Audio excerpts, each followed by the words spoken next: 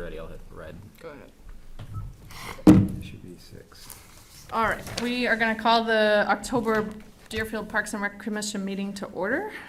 Do we wanna stick minutes in there, or do you wanna? Yeah, I guess I didn't make it there, I'm sorry. Well, we didn't have them until just yesterday, Right. but we did get the meeting minutes for the August meeting transcribed, and they were distributed yesterday by email. Is there a motion, or does folks need more time? I motion to accept the minutes. Second. Any comments or further discussion? All those in favor say aye. Aye. Opposed? Minutes are approved. DPR financial update.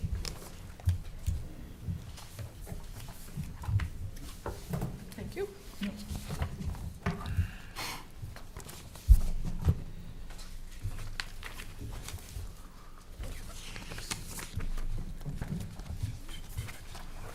Okay, top page, we have last year through the end of September.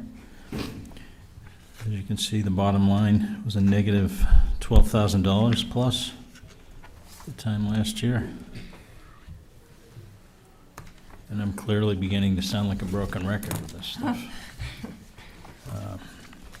Second page shows where we are at the end of September this year. And we are at a minus 34,500 roughly. So the trend continues, I guess you could say. We are behind last year by about $22,000. The third page will show you pluses and minuses against last year. Spent a little bit of time with Kevin and Nick the other day talking about this, and we're really not going to have apples to apples to look at until next year, because this is the first year that we had those 6 or 7 new lines down at the bottom installed.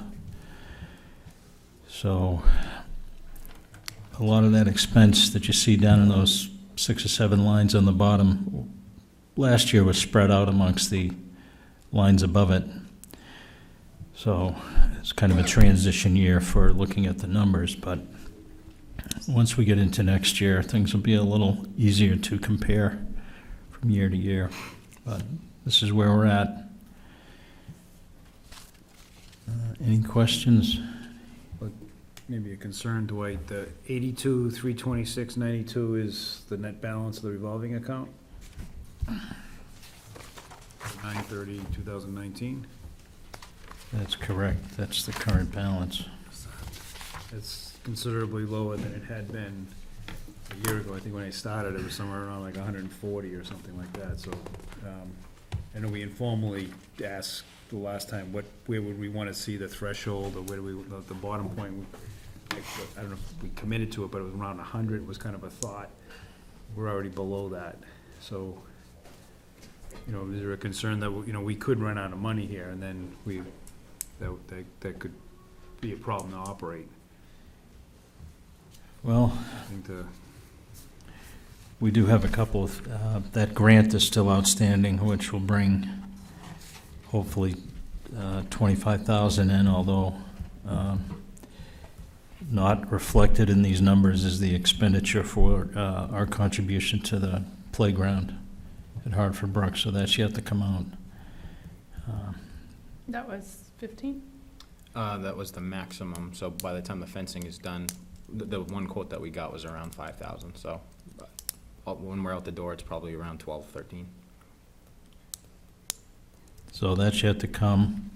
The grant money, which is going to be a big plus, is out there, and I guess I can't really speak to the bus, but that's on the agenda tonight. So that could swing things too. Yeah, because the grant money isn't guaranteed though, right? There's ADA compliance issues that are still open, and there's a timetable. Yep, until we satisfy all those, we can only receive a maximum of 75% of the grant money that they committed to. So I did the math on that today, it's around 18,000, but you know, if we satisfy all those requirements, we should have no problem recouping 100% of that $25,000 grant. Can we get it in payments? Can we get the 18 and then later get the balance? We can. I'm working with Pete to get all the numbers that we need to see what we've spent so far and kind of do it gradually and start that. It's been a busy summer, but now that things are starting to slow down for the winter, I hope to jump right on top of that. Is there a timetable when it expires? The grant, as of right now, it has to be completed by May of next year. However, we're able to extend that. So I'm actually in contact with our rep from the Land, Water, and Conservation Fund as of today. And he said that if needed, we could push it out 2 years if we needed to get all those updates made. And the plan is to get it completed, so Sooner than later. we get the 25. Wait, what was the account down last month? So it's 34,000 this year. Is it an additional 12K that it's down? Is that where, so is it like 22 last month? No, the 12 on the first page is looking at 2017 September end versus 2018 end of September. Oh, okay, so it was down 12,000 From there, but the balance was 135. this time last year, yeah. Yeah. And Balance last 147. 85,000. Was it? 82, 326. So if you're looking at September to September to September, the balance is down pretty drastic. Spent a lot of money this year. So, but what do you, like, Erica, I mean, on your end, like, I know that the system's changed, but if perhaps you had access to the numbers, how hard would it be to kind of create an apples to apples, just to figure out where the bleeding's coming from or the spending? Or do you know where, like, so you spent a lot of money, but do you know where it's being spent? Because like a grant that's binary, that's happening once, but if it's an ongoing thing, where there's a cost coming in that's accumulating, 25K is just a Band-Aid, right? Because that's a one-time hit, not a recurring thing. Well, over the last couple of years, like Nick said, they spent a lot of money. There's been a lot of money spent on the physical plants and, the properties in general. Fencing, dugouts, whatever. I mean, there's been a lot of extraordinary types of expenditures that have been made over the last couple of years, so.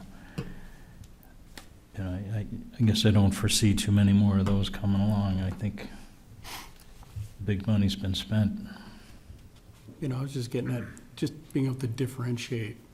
To answer your question, like, part of it's, okay, that's a one-time spend, we know that's one-time spend. Right. These are reoccurring, and from a budgeting perspective, if you're looking at your next year's budget, and you're thinking about 6-9 months out from now, do you need to change prices? Do you know what I mean, from a planning? Just if you could get visibility to that, I was trying, rather than having to wait and sit in the dark, is there a way to do that that wouldn't be too painful? I mean, just, think about if you're planning, he's trying to put his budget together for next year. Are you doing budgeting, or is that something that you're working towards? Is there a budget for this 2020? We have nothing yet. We know what we forecast based on all the programs. We're trying to at least break even with everything, and that goes with every sport. Okay. That's always the goal. Okay.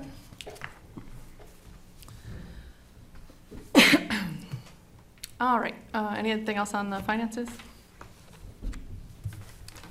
After-school clubhouse update. Okay, so we are well underway here now in October, the second month of after school.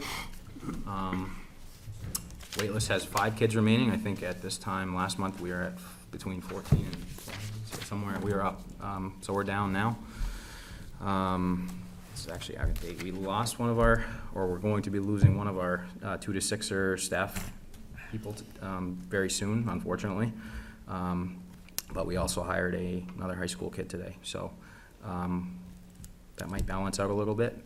We're hoping to have the last of the wait list start the week of the 14th this month, so that will no longer be a thing.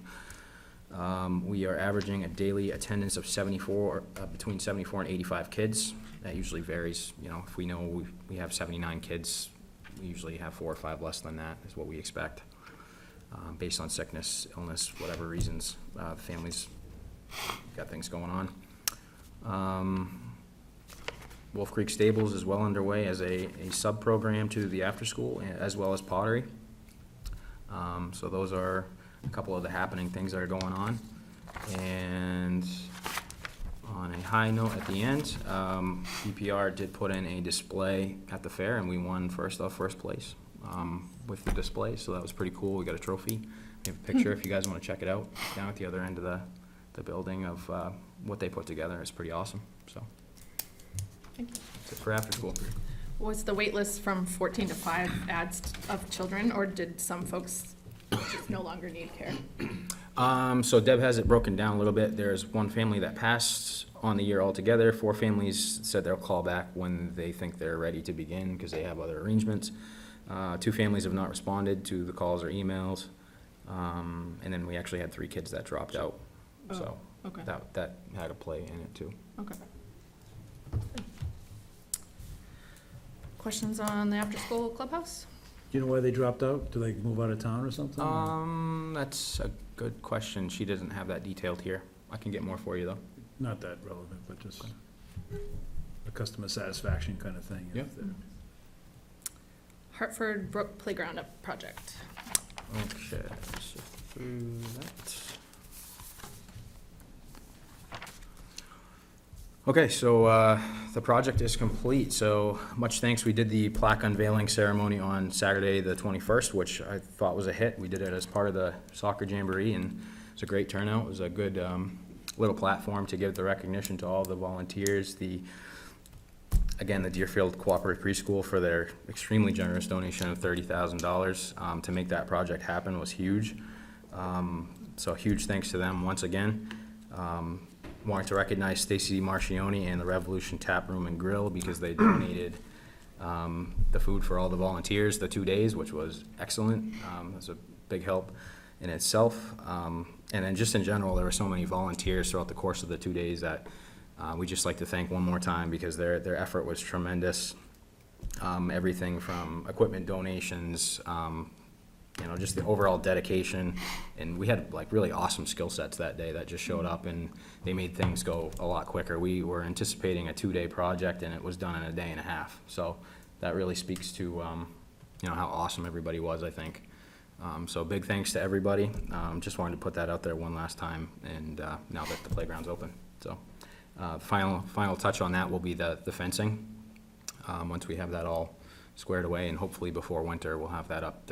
We have a temporary solution right now, which is a baseball fence, just to kind of put some type of a barrier in between the road and the playground area. But hoping to have something permanent very soon. What, did you get bids on that, or how did that We work? have not yet. We have to get them, the first domino that has to fall for the Hartford Brook project with ADA is putting handicap accessible parking spots on that side of the road. So it doesn't make a lot of sense to jump ahead and do fencing until we know exactly how the pavement is gonna fall for that. And then we'll look at, what gates and stuff, and we'll bring people in to, give us an idea what it's gonna cost. Maybe like a thank you card to the Revolution Tap Room? Did you do that? Or if we could do that as a commission? or- Absolutely. What about netting for foul balls? We talked about that before when we started this plan, was that we're gonna concentrate kids into a small area, and there are a fair number of balls, having participated in Little League, that go over the house. So are we gonna develop anything, like even if we put it, if this is the playground, to have, the balls coming from this way, even to something one-sided to kinda keep those from, Yeah, I know we can certainly, it's been brought up before, and I think we should certainly look at it.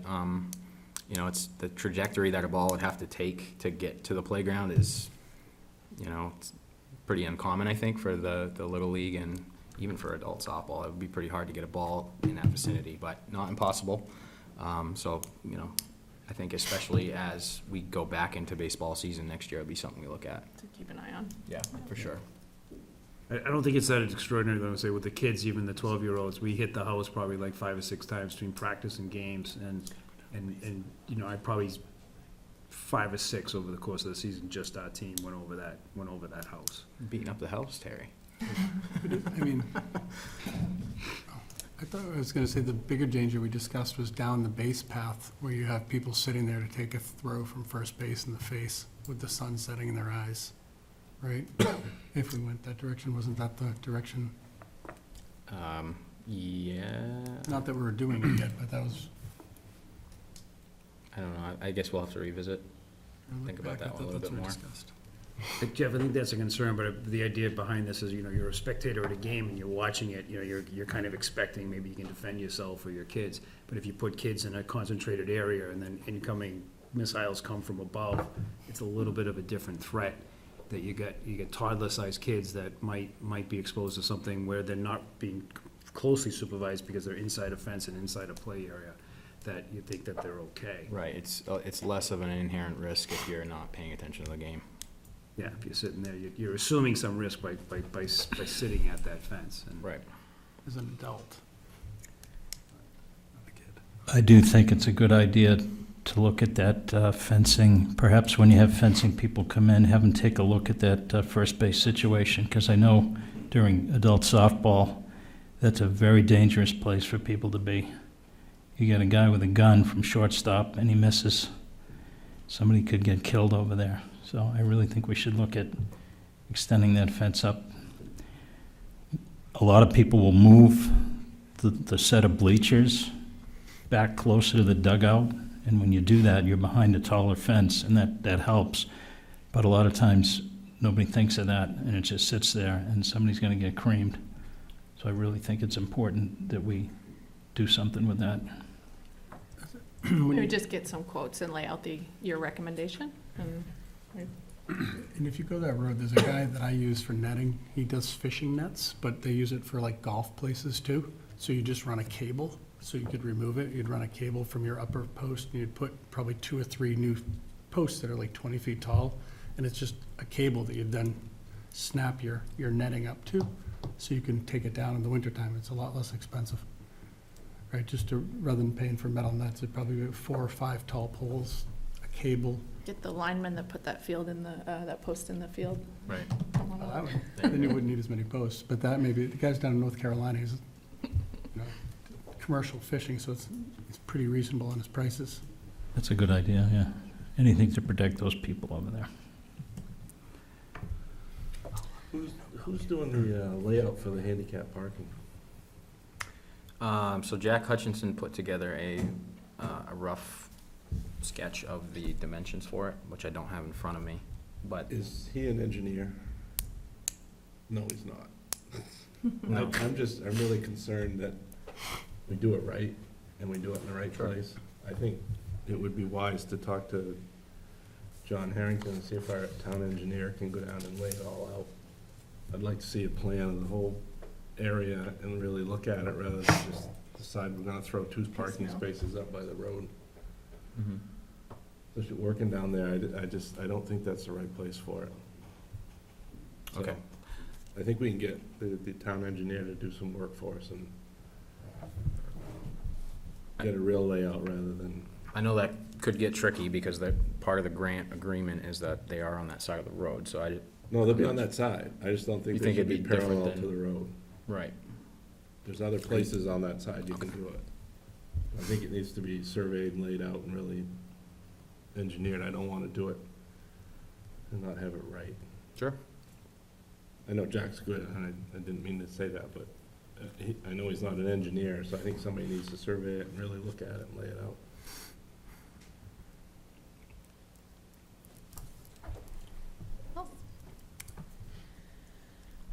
Tailgate trick or treat.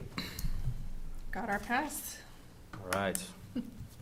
Yes, they are available. Sunday, October 27th, parking begins at 12 PM. I might be a little redundant if we said this at the last meeting. Event runs from 1 to 2:30. We've given approximately 150 parking passes away so far, so that is a requirement for entry to the event, just as it was last year. You can pick those up right at the DPR office. Also, if you're a participant or a participating car, make sure you bring your own candy. That was something that came up a couple times last year. I think generally people did a good job about bringing their own stuff. Gate guys, who were the gatekeepers? Yeah, Most people. they were pretty good. Okay. So that is a requirement as well. Yeah, and for safety, again, gates will be locked until 2:30. So that is a half an hour earlier than it was last year technically on the pass, which, yeah. So I think that's what people wanted, so that's what we're giving them. Are you doing a trunk or treat costume, like people that do that for a prize or something? We typically give away the trophy for the best tailgate, is what we do. Nick, is there a provision for, because last year, I remember a couple people from town got turned away. Is there a way that someone, there's a couple that can show their ID, that they live in town and still get in? I think we agreed not to do that because of the holdup at the gate. Is that, I think that was the, We allowed people to show us dump stickers and licenses. Yeah, and it was pretty rare. Everybody really was in compliance with what we had asked last year. It was just a couple, and we were able to discern who was supposed to be and who wasn't. most people had the tickets though, you would Yep. say? Yeah. So you want volunteers, how many and what time? As many as we can get from, I think generally we had it taken care of with the board last year. So if we can have them, let's see, 12. You want to have things lined out probably an hour earlier before parking starts, so 11.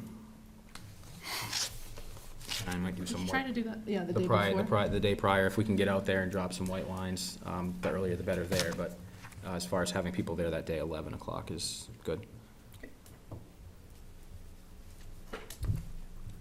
Anything else on tailgate trick or treat? Fall soccer update? Give Kevin that one.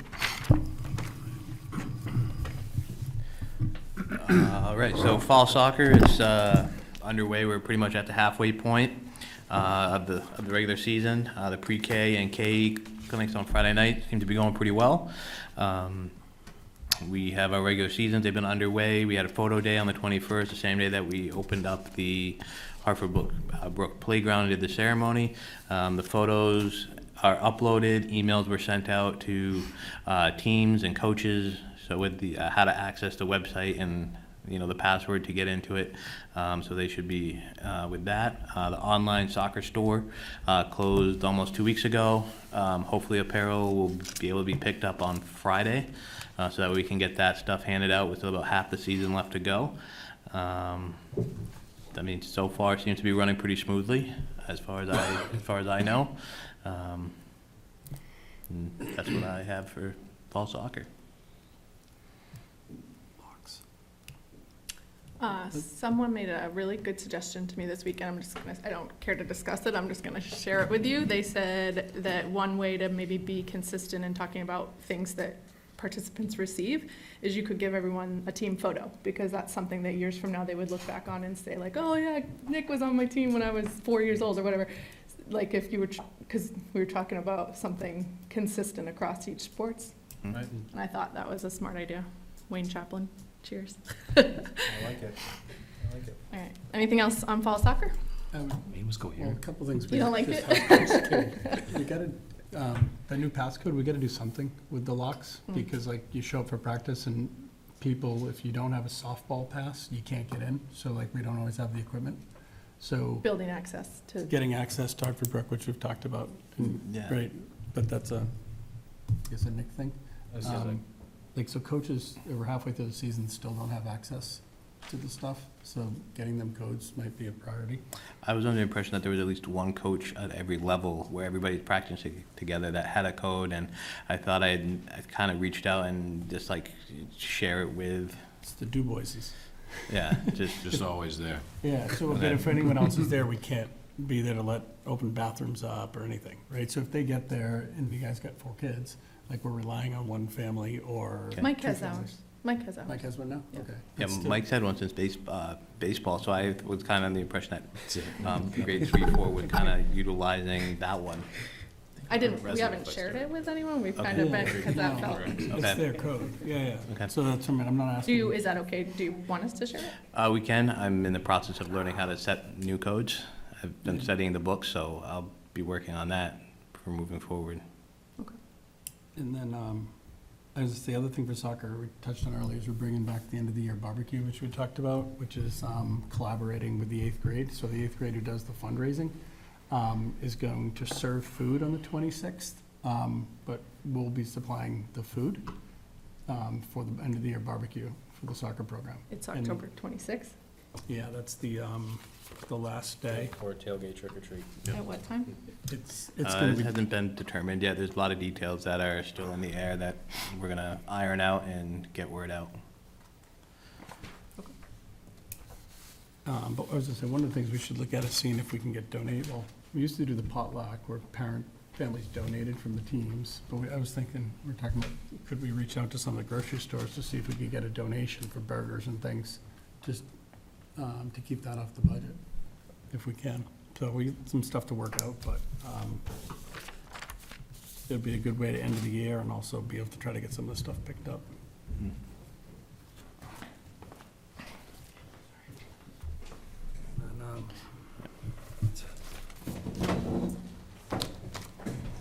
Anything else for soccer?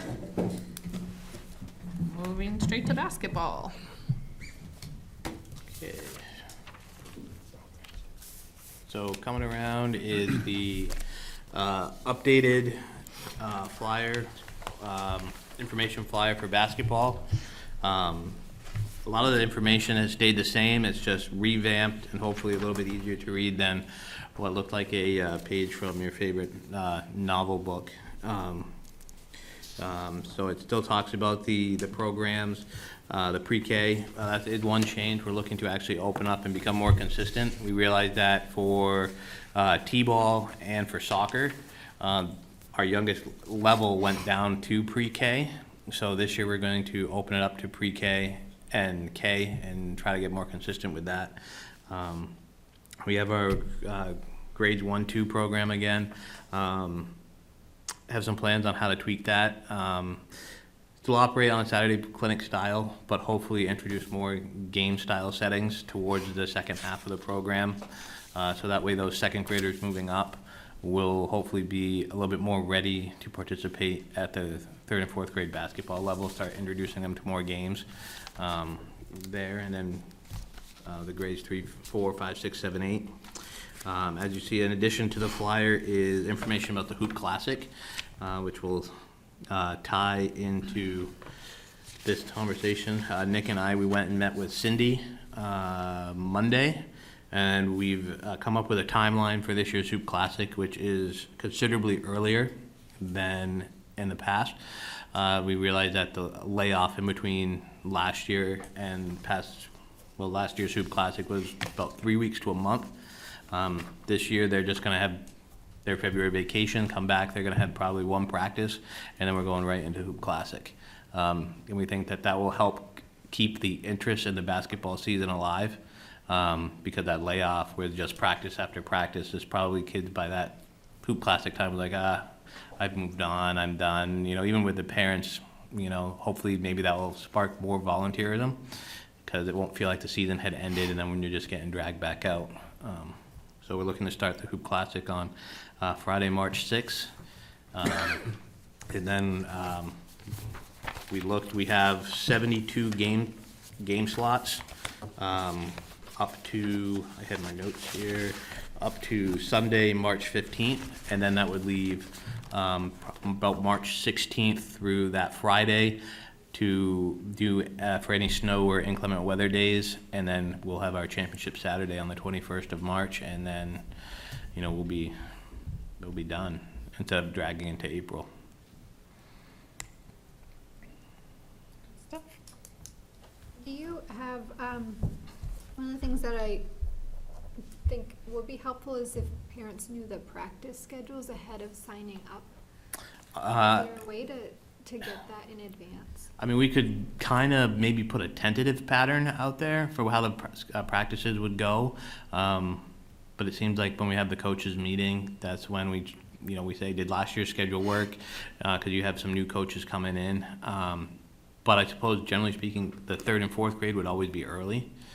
The 6:30 to 7:30 timeframe. It's just what day it may or may not be is the question. Whether Because I think Nate, correct me if I'm wrong, last year, what the boys had like Monday, Wednesday, and the girls were like Tuesday, Thursday, something. And then 5th and 6th is 7:30 to 8:30, boys and girls, and depending on the number of teams, it, would depend on what nights, and coach availability as well. So. I just mean, think it helps for planning purposes, so you know if you can commit in advance, if you knew the days. 'cause Yep. Just in case you have a conflict. Right.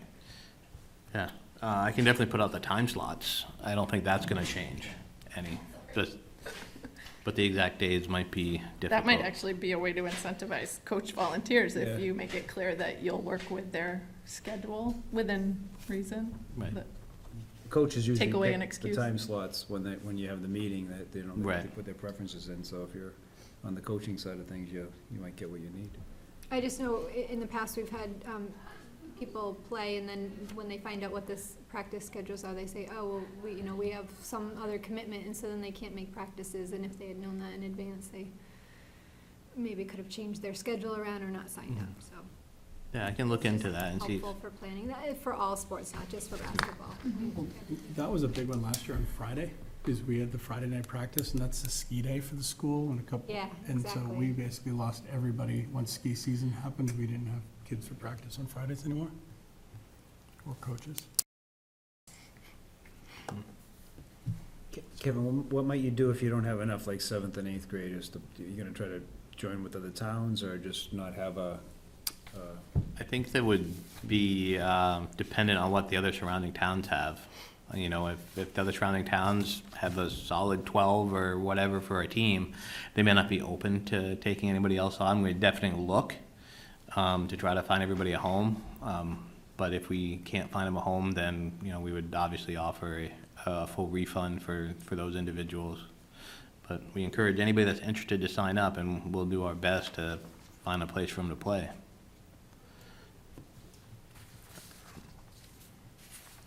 Anything else on basketball? Do you want me to bring up the universal fee structure? Yeah, you could start the conversation about it. We don't have to get. too So, deep in it. one of the things that Nick and I were noticing when we were going back through all our old flyers for our sports, we've been noticing that the fee structure is different for every sport. We're not talking about the pricing. Obviously, the pricing is gonna be dependent on the sport and what it costs to run. But, for example, we looked, baseball, we decided to have an early bird registration fee. That was for so long, and then you just went up to whatever the regular fee was. Basketball, according to last year, we had a sibling discount fee with a family max. And then in soccer, we had nothing. So we were talking about, we think we should, whatever the plan is, we should be universal across all our programs. Whether it's an early bird registration fee for the first 2 to 3 weeks or whatever that you open your registration of, it's 10% off the original price. We talked to Deb, and she does a early bird fee for like summer camp and stuff like that. So we already have groundwork with people having experience with that maybe that's the direction that we want to go. But right now, it seems like we're willing to give discounts here and there and encourage people hopefully to sign up early. That's where the early bird discount might be helpful. But to have something that's the same so people know what to expect, I think it would be huge. Agree. All about consistency. Right. So, Does anyone have a glaring disagreement with that plan? No, I think that makes sense, yeah. So is your proposal to have early bird discount, sibling discount across all programs, or I one or think the other, or none? I would think that you'd want to stick with one, just because of the logistic reasons in setting up a rec desk. Last year, I think I mentioned it, I forget what sport it was. I think it was,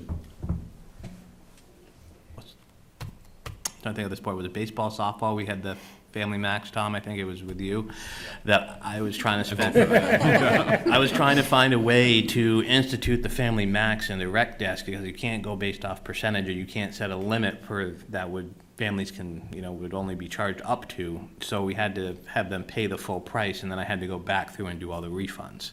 Now granted, we don't have that many families that it affected, so it was easy in that aspect, but I think to have one discount that would include more than, you know, just a few families. So if you have a sibling discount, you have to have 2 kids.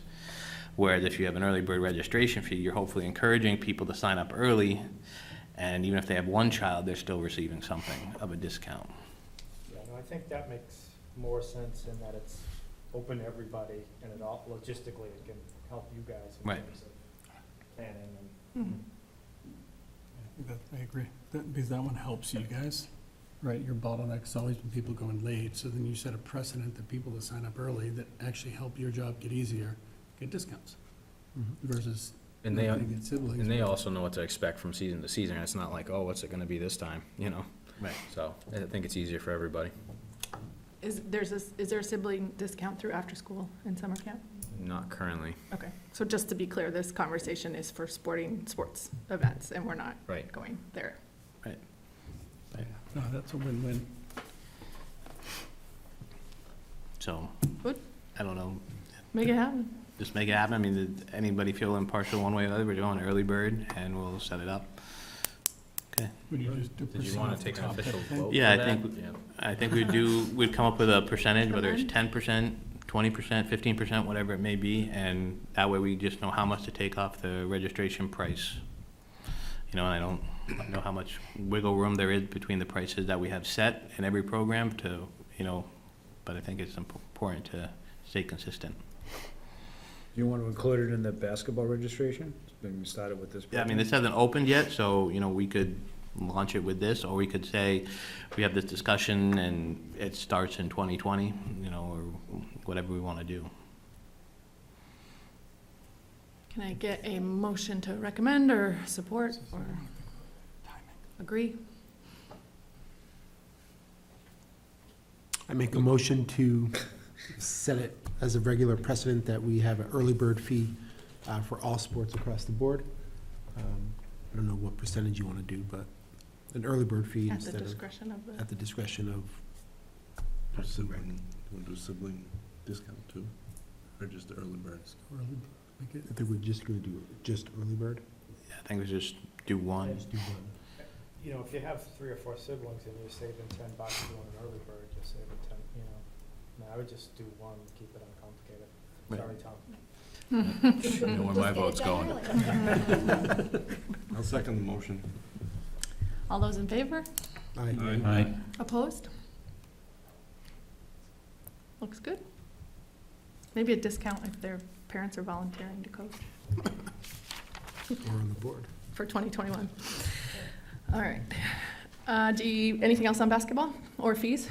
The what?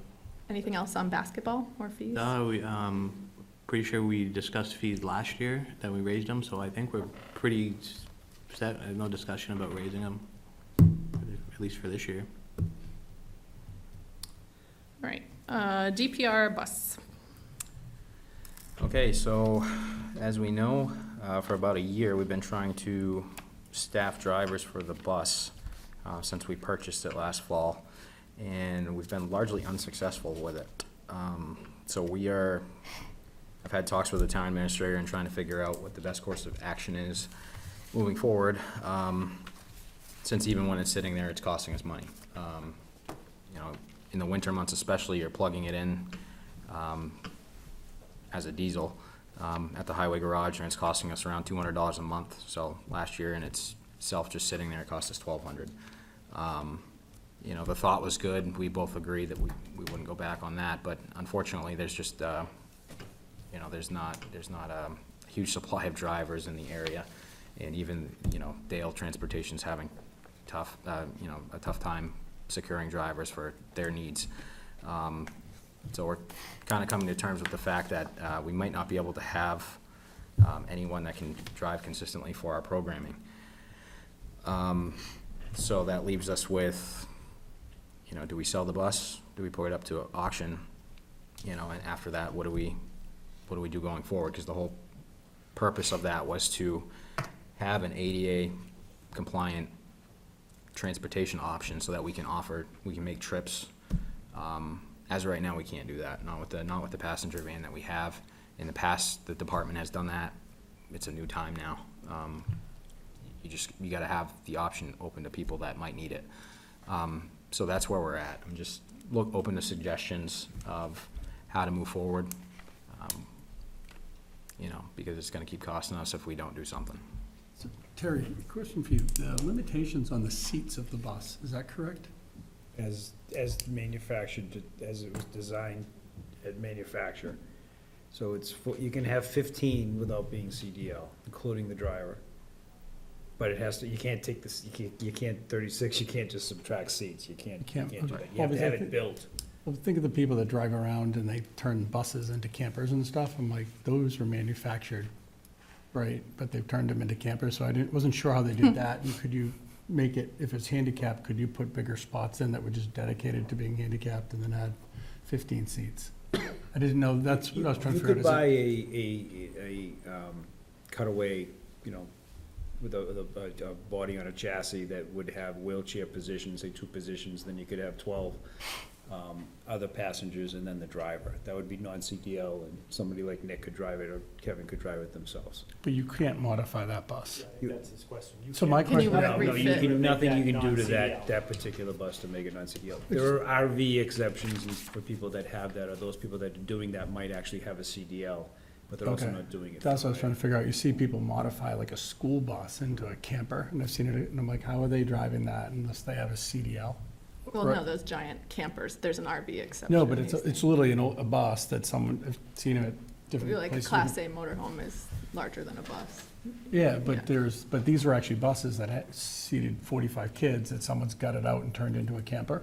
Mhm. And so I was like, how are they driving that? Kinda like the So could we Partridge modify- Family, What? kinda like the Partridge Family, I'm dating myself here. How many of these have you seen? What? I've seen 2 or 3. Goes to a lot of NASCAR races. What?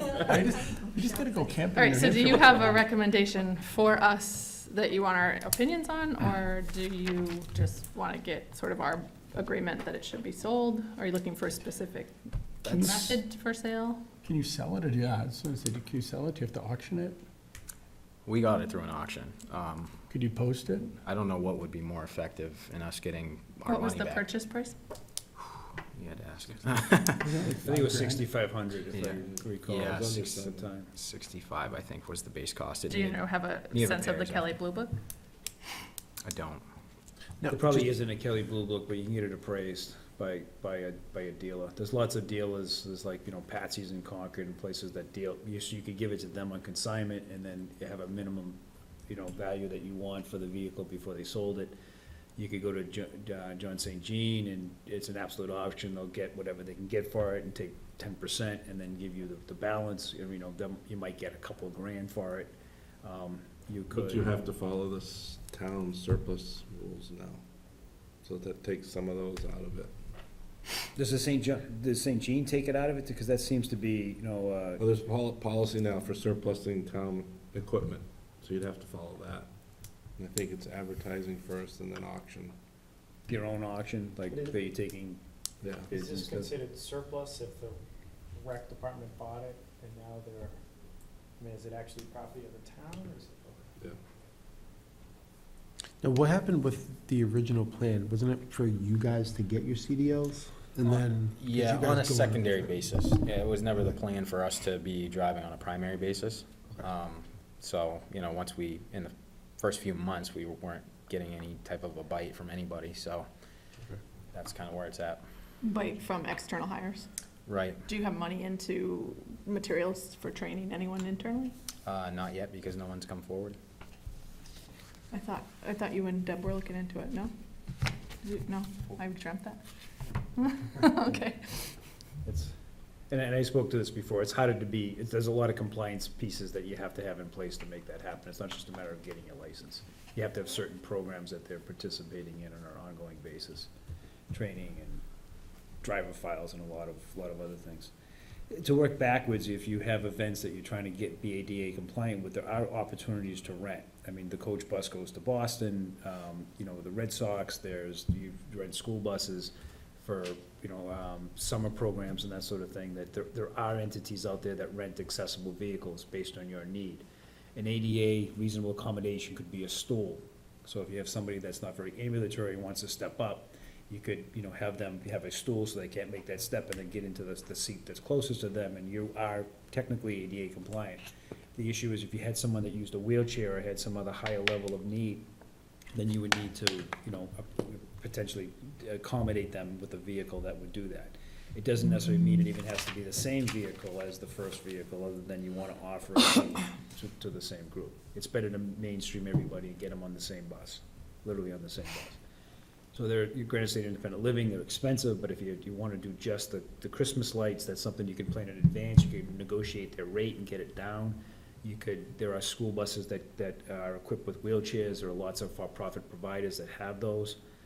The coach buses, if you are in need of a wheelchair ride from here to Portland, Maine, or wherever their run goes, and the bus they have is not wheelchair accessible, then you can call them in advance. They have whatever, 36 hours to redirect a bus to your neighborhood to pick you up on reservation and bring you there. So there's some practical, forgiveness that, you don't always have to be, exactly the same for everybody. So that there are workarounds if you don't have a bus. The issue now is how do you regain as much of the value, and be, as Jeff's saying, in compliance with what the town is asking as far as the procedure, so, that's the tricky part, so, if you, when you say auction, and I don't understand that, Jeff, I mean, how do you create an auction on your own? You just take sealed bids and, You could take sealed bids, or you could just advertise it. I mean, if you do an auction, maybe there's other items we could do, townwide auction, something like that, but. why couldn't you use St. Jean? The state auction house, which is essentially the same thing. They're taking it on your behalf. They advertise in the auction. You might be able to, you know, up at White Farm or something, and Yeah. do it there. All right, well, I don't hear any resounding save the bus, so I think Yeah. probably I follow think we whatever should process the Move town forward has with getting to rid of it. process. Do you want a That'd be good. motion to recommend that the department? I'll move that the Department of Parks and Rec, sell the bus. My second. All those in favor? Aye. Opposed? Sell the bus. All right, townwide yard sale. Okay, it's coming up on October 12th. It's a Saturday, from 8 to 3, and DPR would like to participate. We have some more surplus in the form of sports apparel, equipment, old event T-shirts, ping pong table, which we have no space for in our rooms, drum set, bounce house that we couldn't sell in surplus, stuff like that. So just looking for support to participate in that. Can I bring my stuff and add to it? The only thought that I had was, if you're gonna pay to staff it, if you're gonna have I don't know, if you're gonna have 3 people working from 8 to 3, and then you only clear $100, but it sounds like it's more about space in the Yeah. facility, so it might just not even be important to think about it.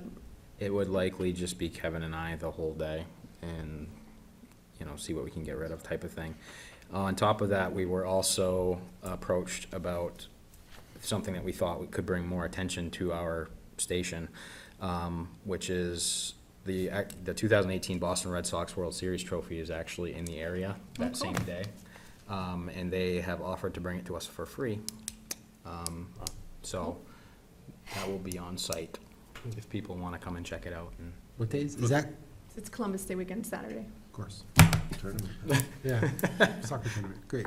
so Is the trophy here from 8 to 3, or is there? it'll actually be 2 to 4, so we'd probably stick around an extra hour, depending on what the turnout is. So 2 to 4 is what it's scheduled for. That's awesome. Yeah, thought it was a cool thing. Lombardi last week and Next Red weekend, Sox. right? Yeah. And you're setting up here, right? Yeah, we're gonna look to do it up on the corner there because the 8th grade class is gonna have a car wash deal right in the front. So we'll hopefully piggyback off of each other, 2 stops. Well, yeah, 2 places in 1 stop. Did you run that by John? Any concerns with Nope, he breaking surplus rules or how that didn't worked? have anything. Good to go. He brought it to the meeting Monday night with a list of stuff, so. Awesome.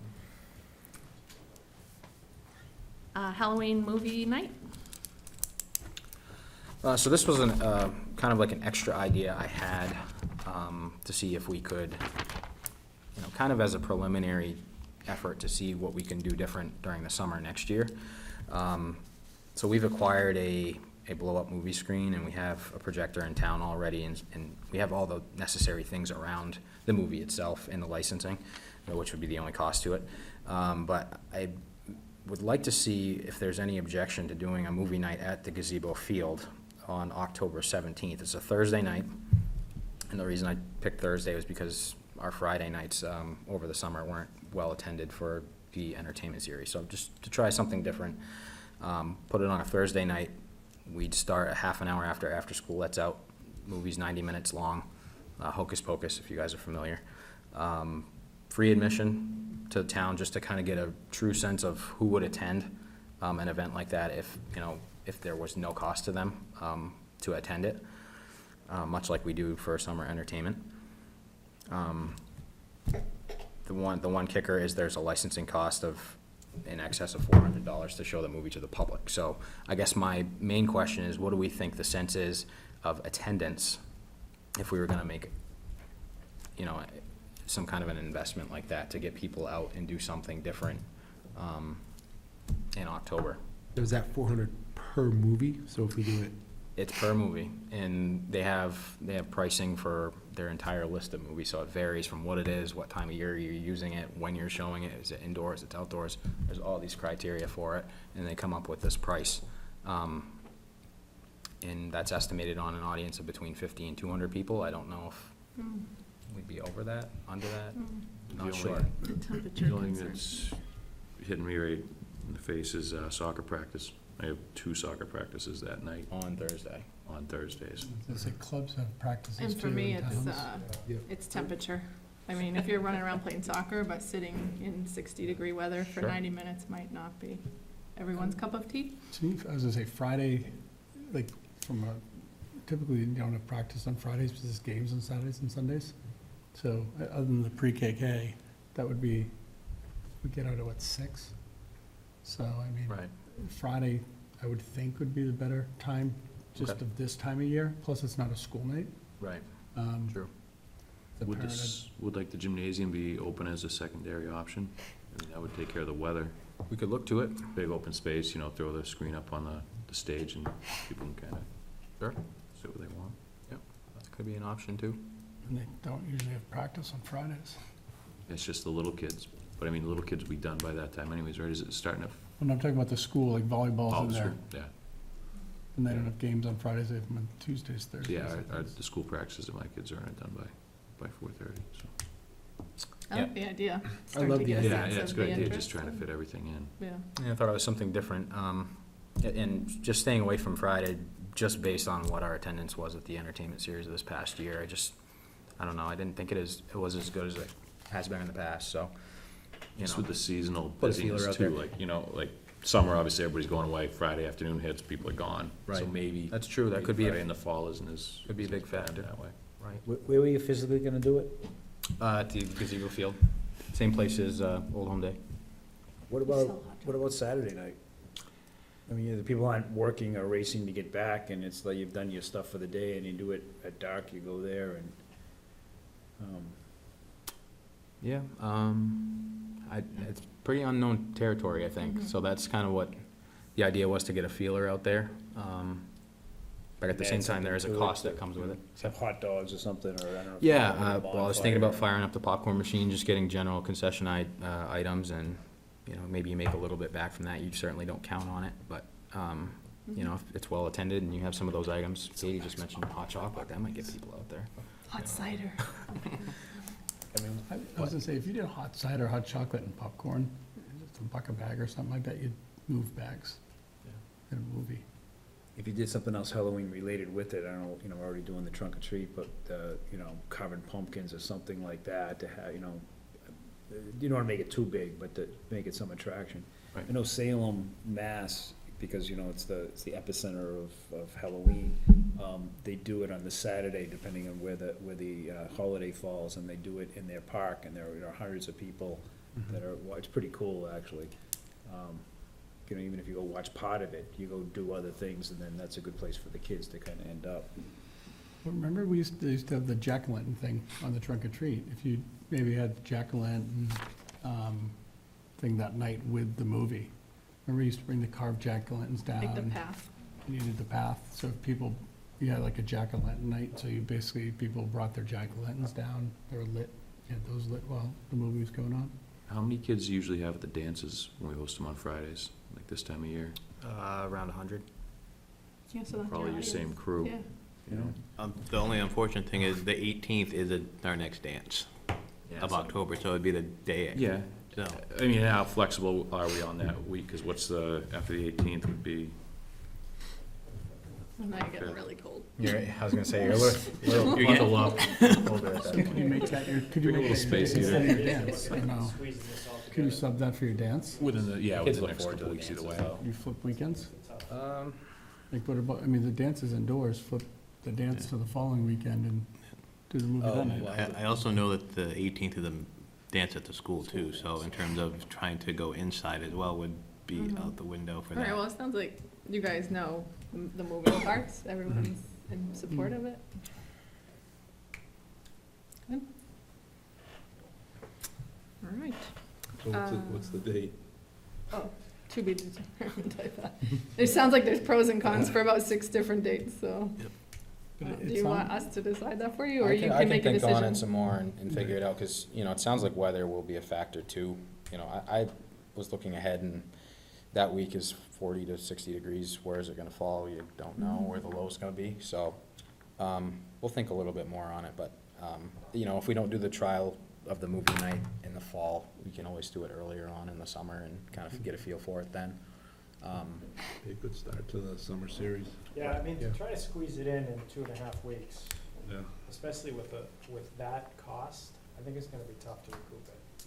I think if we look at it, you know, like the week before school ends or something, and do it on a Thursday or Friday night. Yep. It'd Yeah. be much Yeah, better you- attended and much. You won't recoup the cost anyway because Problem it's with that time of free, year so. though is it doesn't get dark. 9 until- o'clock, yeah, you're looking Well, at projection. Yeah.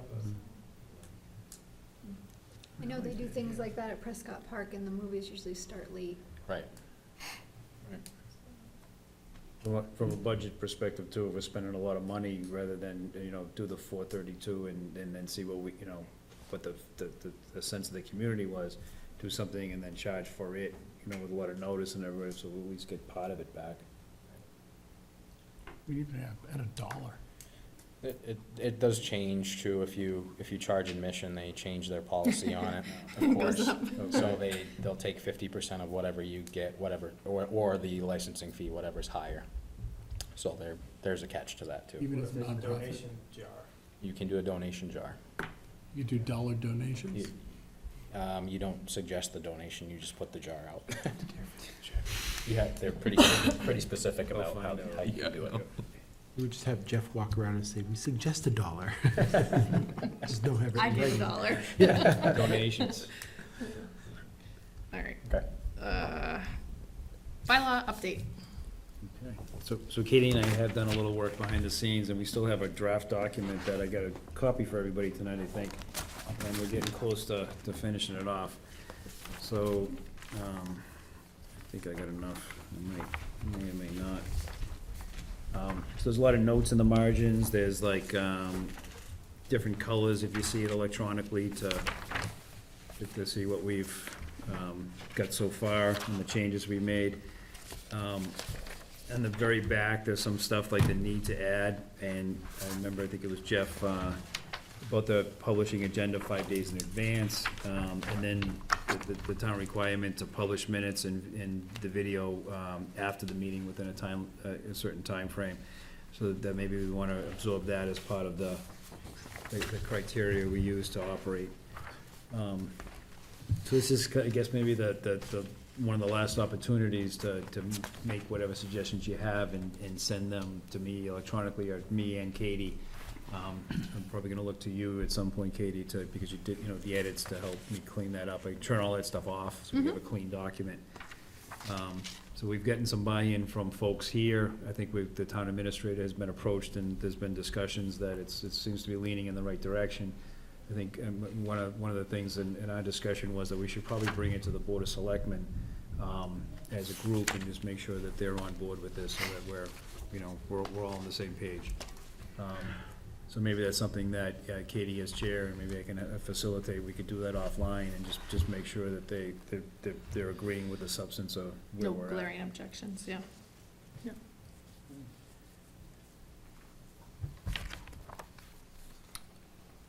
So I guess we won't hang on, well, this is a little bit to get through, but if, is this speak now or hold your peace sort of thing for Terry, comments to Terry or myself? And then the final, Yeah, or even in the next, you know, couple of weeks or whatever, because we can, you know, we can tweak whatever, unless it's gonna substantially change, but we're gonna, we can clean up the document and get it Yeah. moving. Terry said, for the November meeting, I'm gonna say by year end. What's that? By year end. By year end, that's That would be a okay goal to Yeah, have this that- going That into would be good too, 2020. to have a January, so that means you'd be up for reelection, because January 1st is the election of officers, and Thanks for pointing that out. so there's little things in there, and part of it too is, you know, I think, you know, Dwight had the question about attendance, trying to incorporate everybody's wish in here. If you're not coming to any of the meetings, maybe this isn't the right place, you know, to volunteer. But then we can look at that and say, why isn't somebody coming? Is it because of, you know, medical, situation or whatever, you know? We would still have the final discretion, I think. So it just gives us sort of some structure to operate under. Had you read this?